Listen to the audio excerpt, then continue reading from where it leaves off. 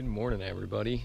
It's Friday morning. It's about 6:50, and a really good friend of mine owns some property about 5 minutes away from the trailhead here, and she let me kind of put a base camp in her front yard.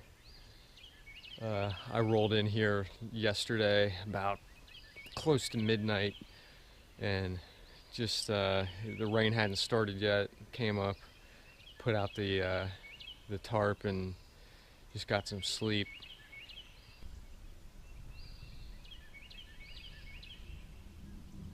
I'm gonna whip up some coffee real quick and eat a little something, and then we'll drive down to the trailhead and we'll get started.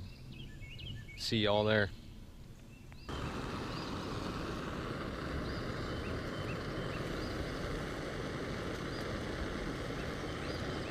Well guys, the moment is here. We are at the Shawnee State Forest North Loop trailhead. I'll give you a look around here real quick. There's the parking area. There's a little registration box, but somebody put all the registration forms in the locked part of the box. So I wrote my information on one of the maps there that they provide, and that'll do. So right across the street from the parking lot, you see the Backpack Trail North Loop sign, and here's where the pain starts. Bring it on. Today's first wildlife.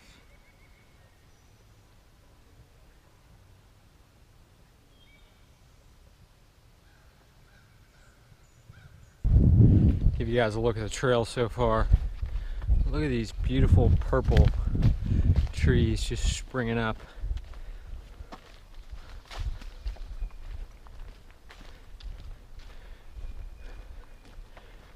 Here's a look at what the trail looks like. These are conditions in early spring, again late May.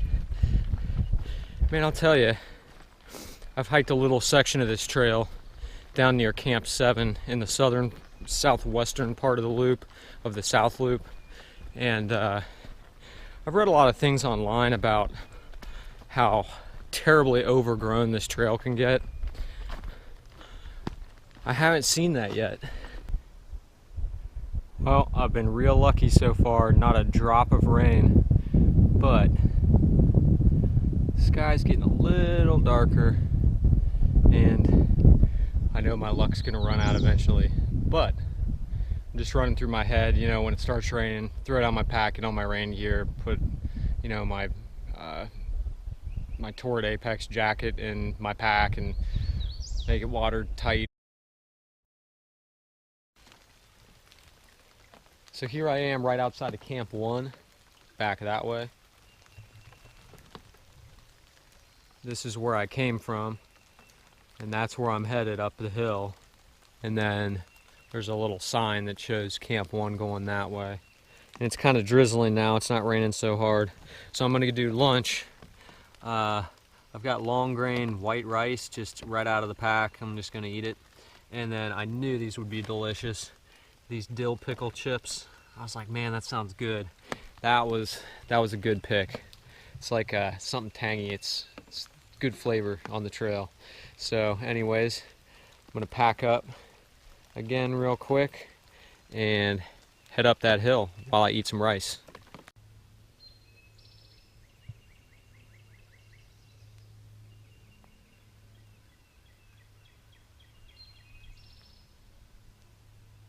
What's up, guys? So I just popped out onto Forest Road 14. It's about halfway in between Camp 1 and Camp 2. I'm gonna walk down this way. Looks like, according to the map, as soon as you pop out on this road, you make a left, and the trail will be on your left. But if it's closed, then I'll keep walking down the road, and we'll get to that campsite 2. The next camp would be Camp 3, which is like the Boy Scouts area or something, right next to. It's at the end of the North Loop. Well, sure enough, there's a reroute. So I'm walking down the road, and it's very clearly marked. It says trail reroute, and then I saw this sign. This is where the blaze is, obviously, but there's a clear laminated map in color, and a notice underneath, basically, don't go that way. There's been a couple times on this trail, and I mean any trail, where I kind of zone out, you know. I mean, I think anybody does when they're walking all day. You just kind of start thinking about things, and sometimes you forget to look at the blazes, and all of a sudden, you know, 30 minutes has passed, and you're like, oh shit, like, did I take a side trail or something? You know, just kind of wondering if maybe that happened. But on this trail, it's blazed the whole way so far. You know, anytime I was, you know, zoned out or something, I look up and there's an orange blaze. So, man, I'm super impressed. You know, there's a ton of hills here, sure, but it's really, I read a document from Shawnee Forest that said that this trail was masochistic, at least the North Loop, and I don't know. I just really don't think that's fair to say, and I think it might deter some people from hiking this trail because they're, you know, scared of too many hills or something. And this is a cool little change. This forest road is just really beautiful. You can hear the birds and the wind blowing through the trees. It's been a great trip so far. Really, really, really impressed. And it's, you know, if you were scared to hike this trail before because of what you've heard about how crazy difficult it is with the hills and everything, just go do it. There's so many bailout options. Like, if, you know, the first campsite's only 6.5 miles in, if you're really having a bad time, you can just spend the night and then turn around, you know, the next day and hike back. Or if you want to do the North Loop, you know, 125 bisects the entire north and south loop almost in half. So, you know, if you do the North Loop and you don't want to do the full thing, just bail out there and walk back 125 to the parking lot.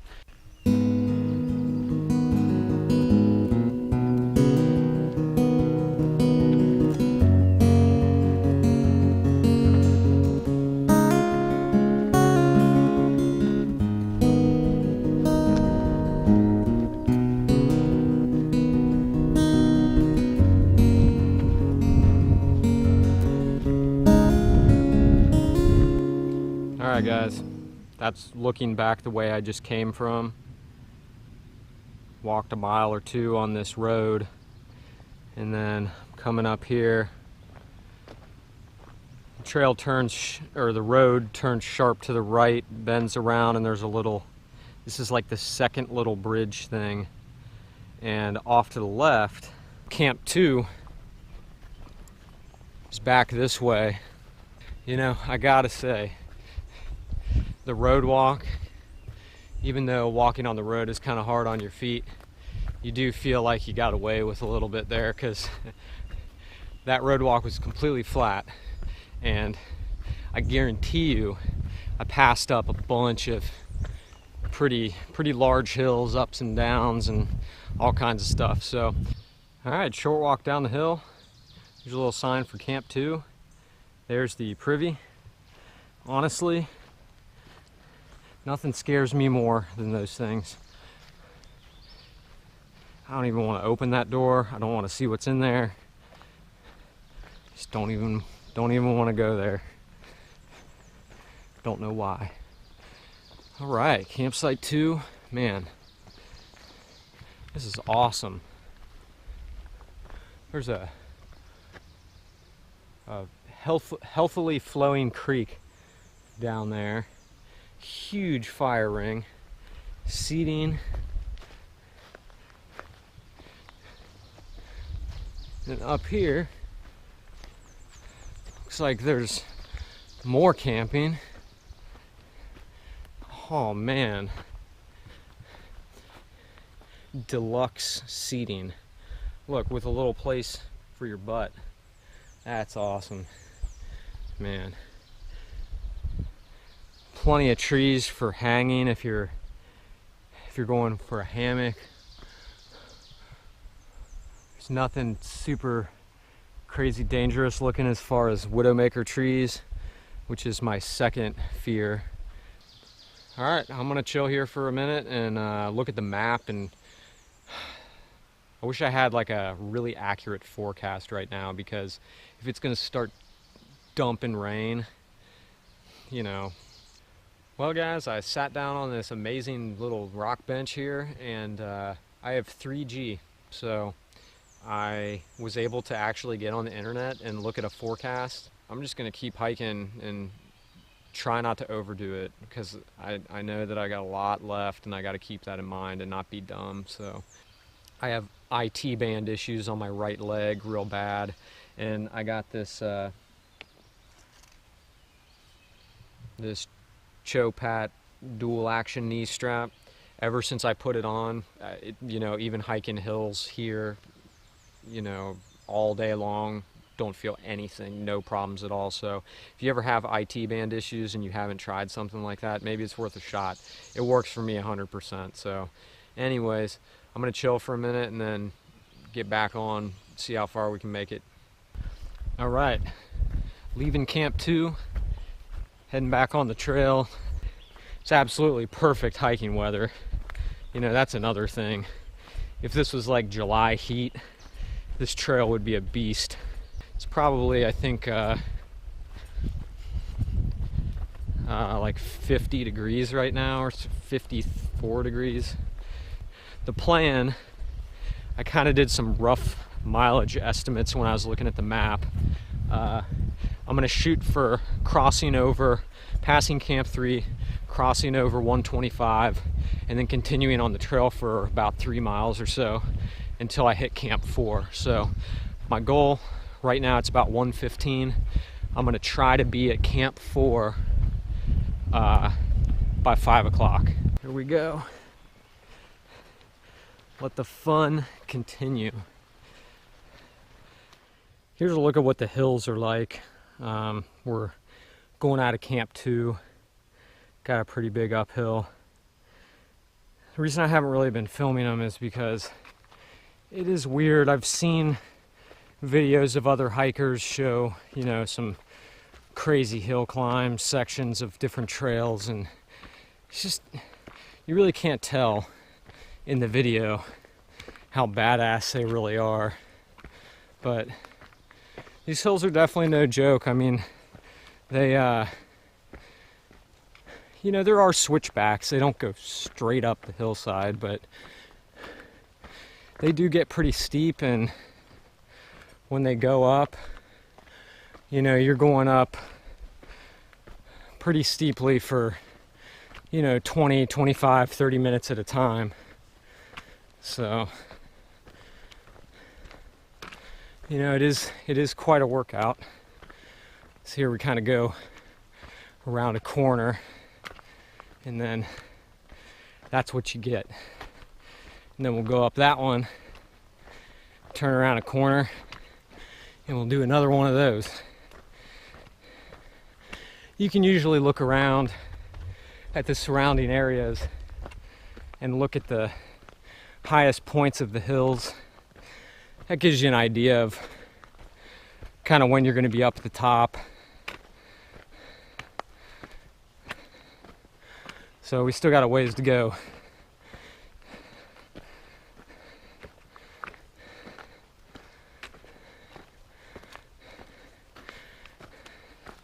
What I've been trying to do is, I always have a problem with eating. I don't eat enough calories. I just don't really like eating when I'm hiking, and I don't like stopping and taking breaks and sitting around. So what I've been doing on this trip is, since these hills are so constant,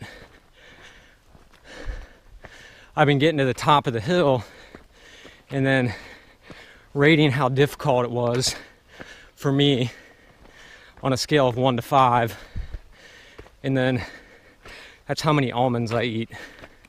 Brought a couple packs of little baggies of almonds, so I don't know how many calories one almond has in it, but you know, if I'm eating 5 almonds every half hour, it's more calories than I would have gotten otherwise, so.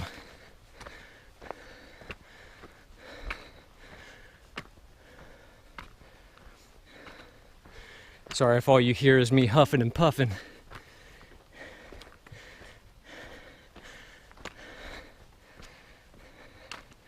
Just kind of wanted to show an example.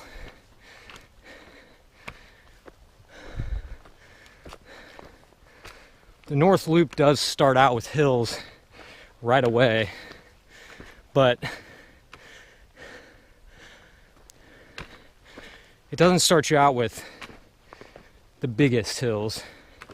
So it kind of, even though it is pretty abrupt, somewhat eases you into them. This one's pretty badass here though. But we're gonna get it.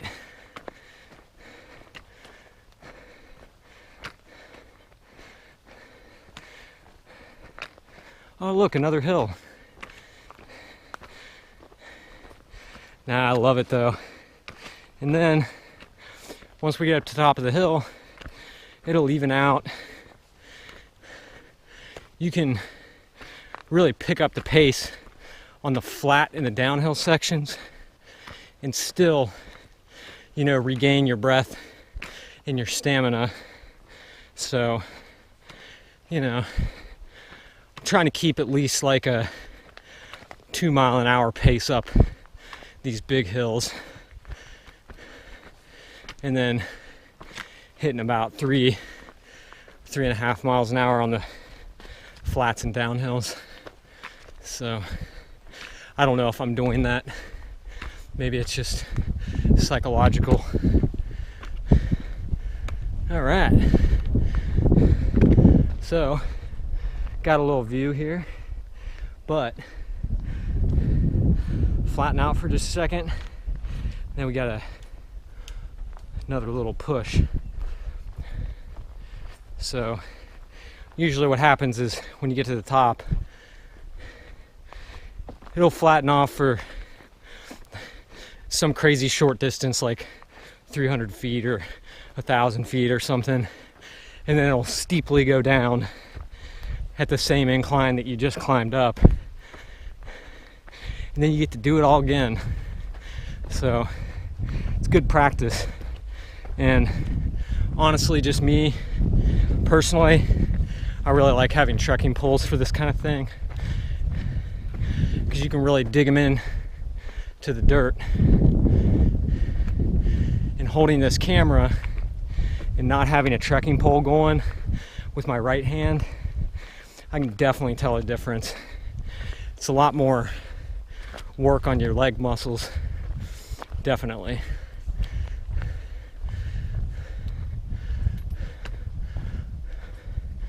All right, kind of flattened off here.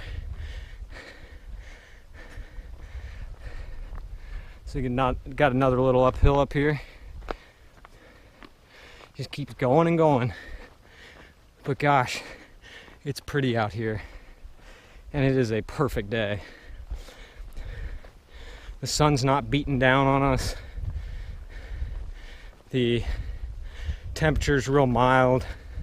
It's definitely humid because it's been raining, but this trail is not wet at all, especially up here.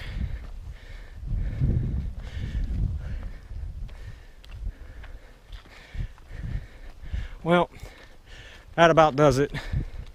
You saw about 80% of that one. So that's one of the hills. All right, guys. In between Camp 2 and Camp 3, there was that big hill that you saw me climb a second ago, and then after that, it was pretty much flat up at the top. It was really nice for quite a while. And then the most monster downhill of the entire trip so far, leading down here to this clearing. All right. Wow, look at that. Would you just look at it?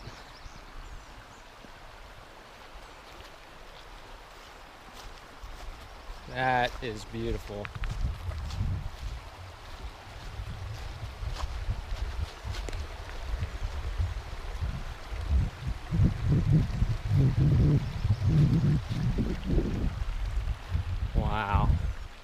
just about done with the North Loop here and made it further than I planned, which is great.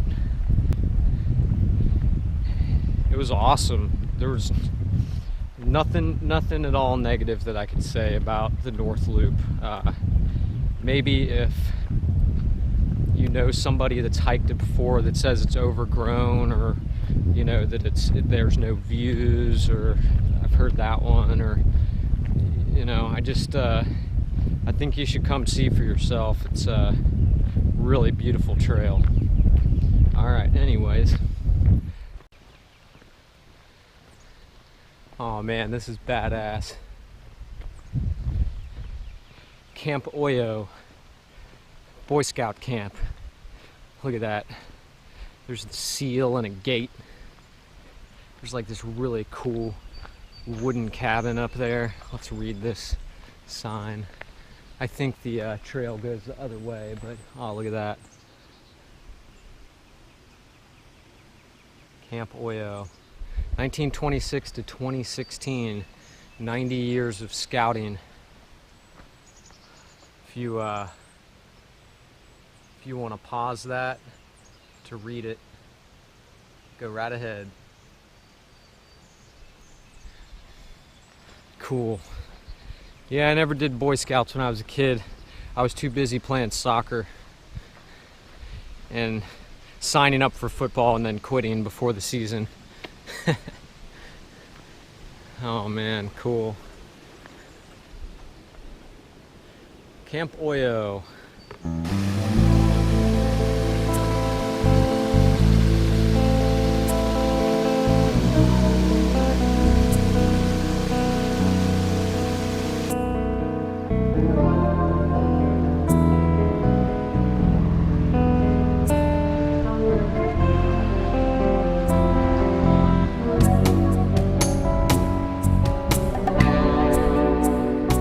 The intersection coming from the Boy Scout camp.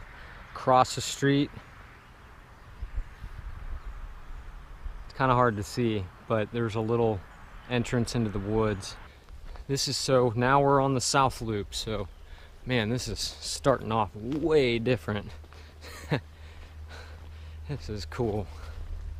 Supposedly the South Loop is a little bit less gnarly. Oh my God.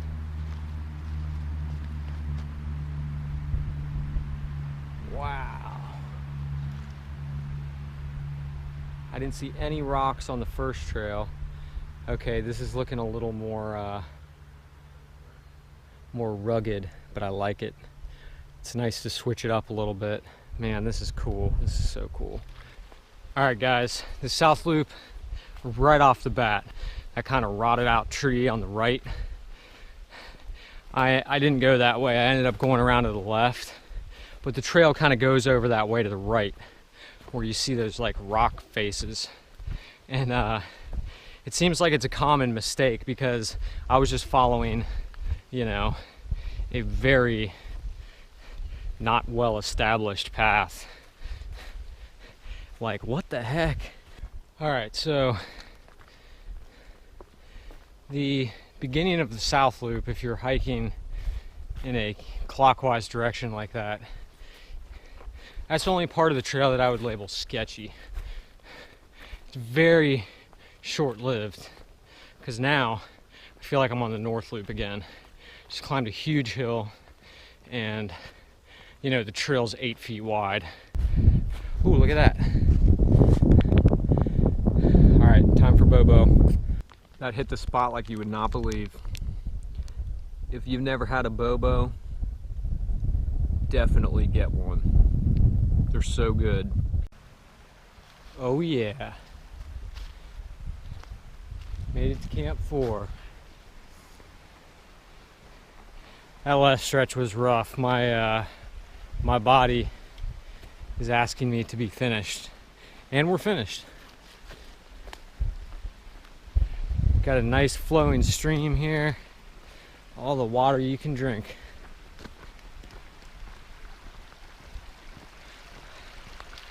So there was a real steep descent into this campsite from way up on the ridge. and I could see this campsite from up there. It was a great sight. All right, got some benches, a great sitting log. Nice. And maybe the biggest fire ring I've ever seen.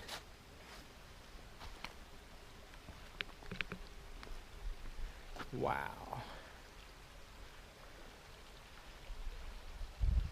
The sound of that water is going to put me right to sleep tonight.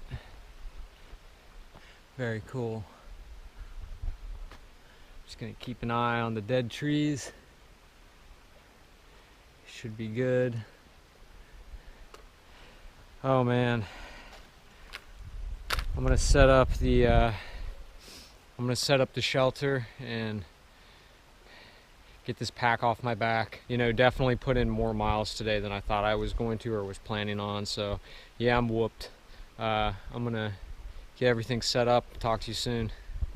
What up, guys? Just chilling officially Camp 4 on Good Friday 2019. We've got Bombay potato soup.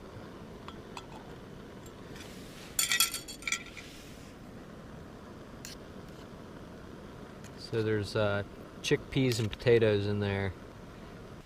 So I'm sitting here eating and something out of the corner of my eye scared the shit out of me.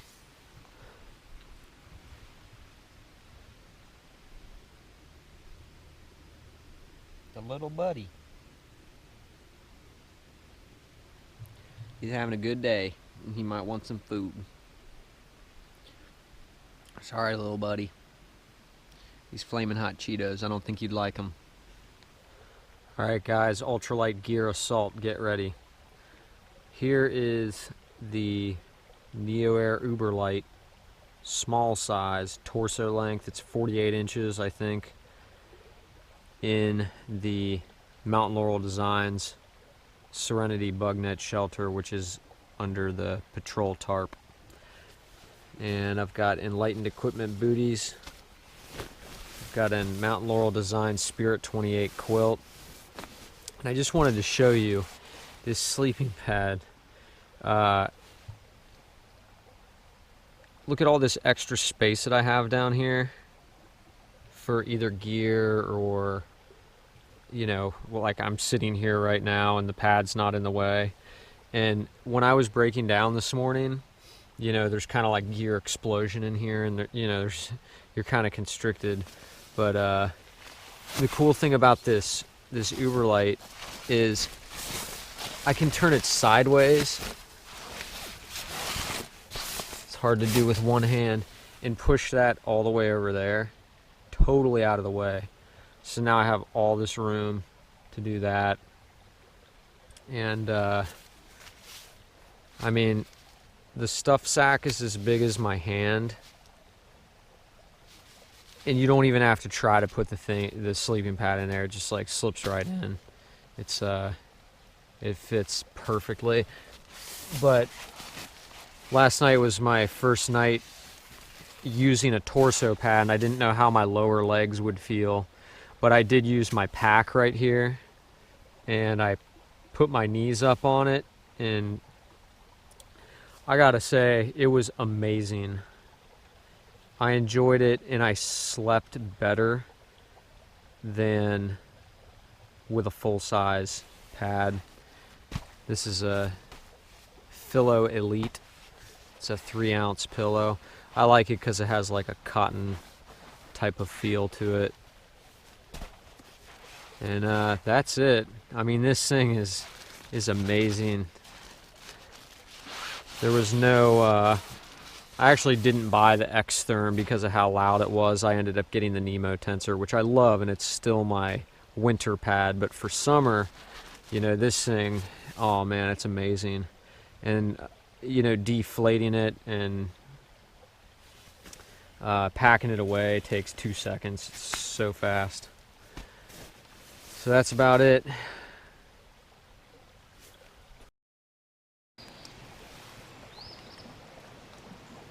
Good morning, guys. It's about 6:30. Started day 2.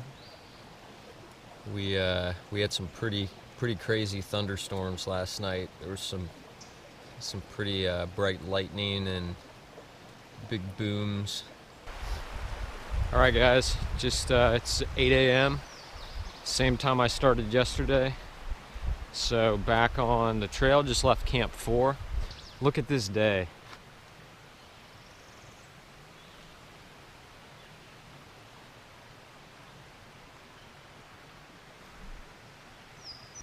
I gotta tell you, I think it's gonna be a beautiful day, and I think that the weather's gonna be pretty pleasant. Hopefully, this afternoon when the sun's high, there's no clouds covering it up, and if there's any little bit of heat or something, I can take off my shoes and dry off my socks. That'll be huge. So hopefully that's the case, but you know, we'll take what we get. Well, 2 minutes after I start talking about dry shoes, I got to do a water crossing. With all the rain lately, it's a swollen creek here. What's up, guys? So I'm approaching Camp 5 now, which is about 4.5 miles away from Camp 4, where I started this morning. Do I have a 21-mile day in, or do I have an 8-mile? I mean, 8-mile, no problem. But after that, the wilderness side trail happens, which I want to take that around and make a big loop, cover everything. But there's no camp spots in between there, so it's either 8 or 21.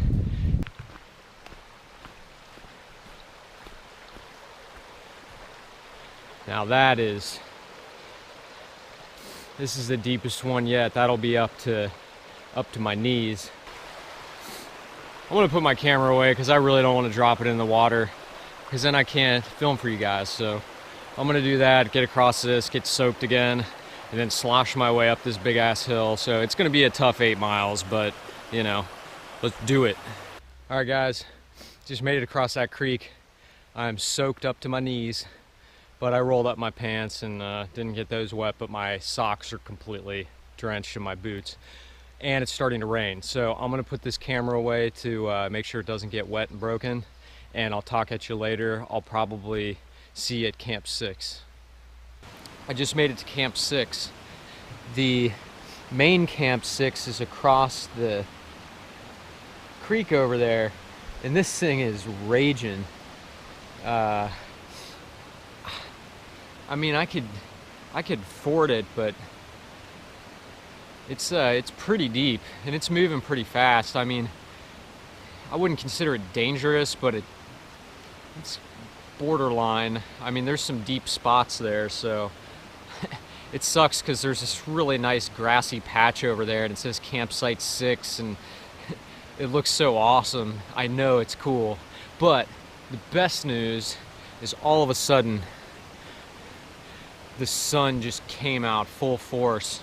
So I'm sitting here, got my socks on my lap, my feet drying out, got my lunch, just kind of sitting there rehydrating, and I took a little bit of water that I had left and dumped a coffee packet in there. So on my second cup of coffee today. Kind of intimidated with the upcoming wilderness trail, which branches off here in a second. I don't know if I'm gonna do it because the creek crossings some of them are pretty gnarly, and it's been raining pretty hard, and I don't know if it's gonna start raining again. I don't want to get stuck somewhere, so I'm still contemplating that. It's been intimidating me the entire time, just, you know, anticipating it and how am I going to feel when I get to it. But this campsite area is magnificent. You know, this is supposedly the most isolated campsite in Ohio, so it's great. Anyway, that's my spiel for now.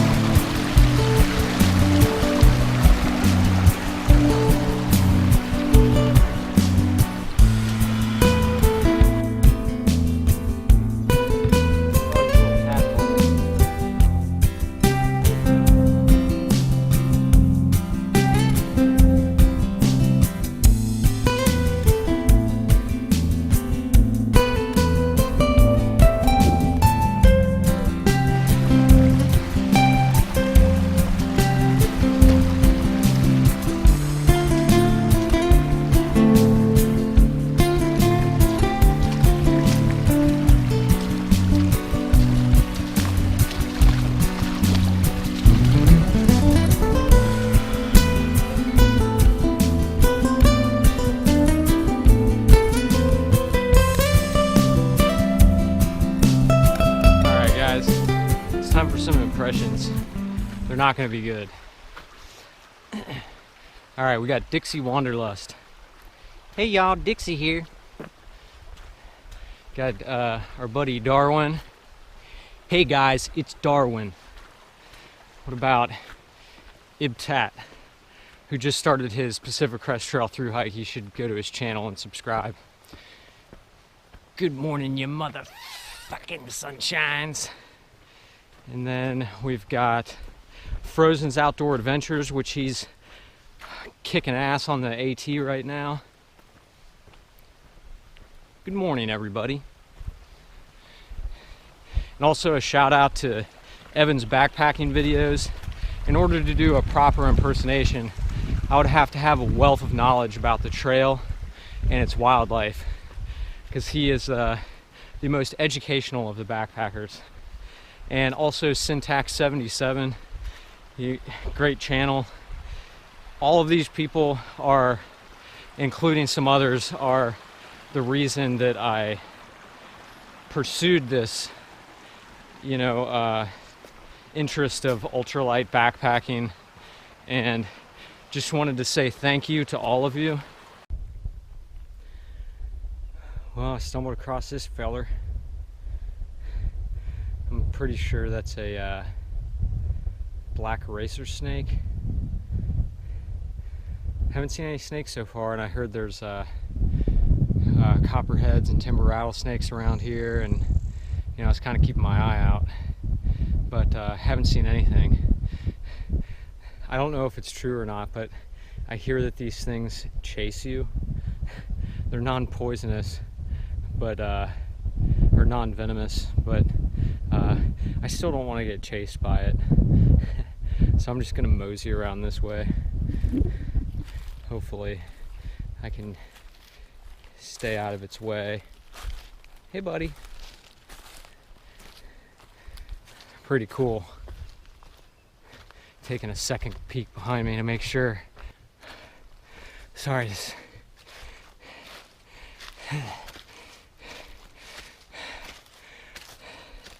Tell you one thing. The hills get harder and harder. Each one you do seems a little bit steeper than the last. They are no joke. What's up, guys? All right, made it to Camp 7.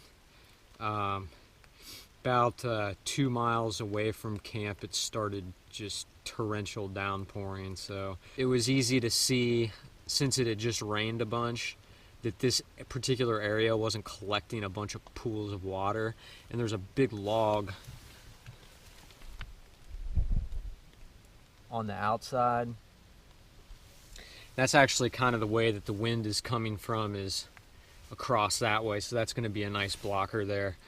Later this summer, I'm going out to Colorado to see my family, and we're going to have a full week and then some. I think a week and 3 days or something. And we're going to do the Maroon Bells 4-pass loop. And I kind of wanted to try out this thing because it has a lot of ups and downs. I wanted to see how I did with the elevation gains and everything. I know this is flatland, but that's at some altitude, but just getting ready for that mentally and physically.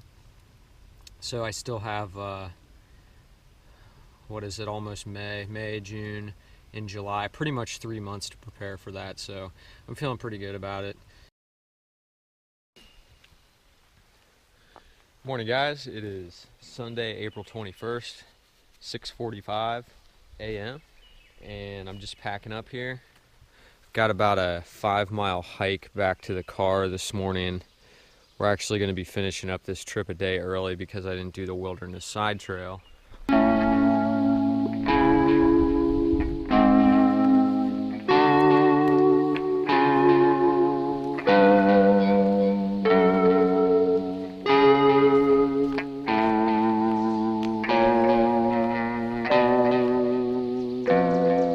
So I just came out of the trail there onto this road and got another reroute. You can pause that if you want to read it. I guess it's going to be a road walk the rest of the way.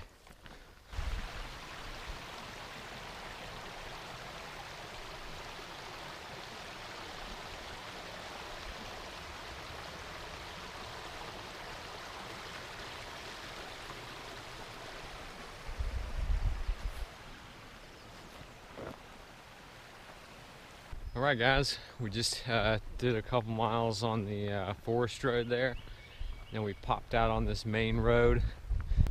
Here's what we're looking at. Beautiful Shawnee State Forest hills.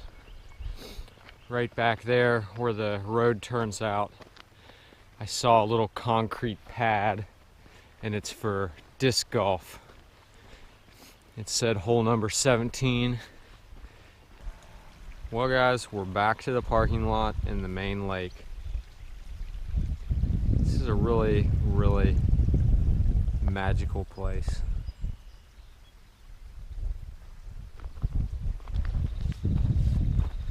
It's extremely beautiful.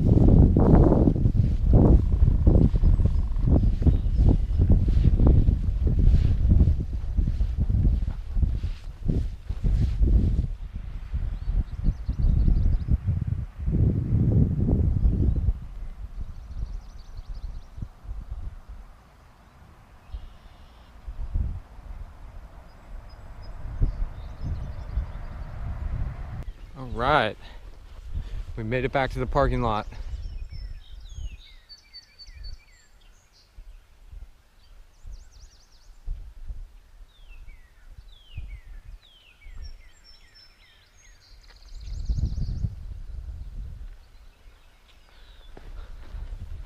Doesn't look like there's too many people out hiking today. That's my truck if you couldn't guess. Right.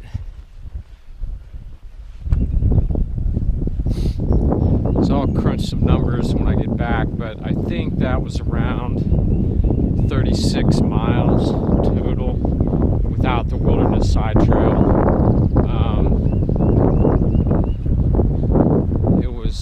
I hiked for 9 hours the first day, 7 hours the second day, and about an hour and a half today. So 17 and a half hours total. Yeah, so anyway, mission accomplished. We did it. Thanks for joining me while we checked out the Shawnee State Forest North Loop and South Loop together into a big backpacking loop. Totally underrated, totally underrated. If you are a backpacker, you gotta come out here and just do this. It's hard, but you know, I give this trail a 7 out of 10 on difficulty, and all 7 of those points is because of the up and down hills. They just tear up your knees. But everything else, like the trail markings, easy to navigate. The trail conditions, 8 feet wide and, you know, usually not swampy. It was very easy, other than the hills and the hill the hill up and the hill down. So anyways, hope you guys have a good day. Please like, comment, subscribe. Check out my Instagram, Will Pope Music. That's me. I know it's kind of turning into a hiking channel. I don't really know what to call my channel, and I need an introduction to my videos. I'm still thinking of one, something that I could say, like, hey y'all, Dixie here, you know, that kind of thing. So I need my own. Let me know if you think of anything. See y'all.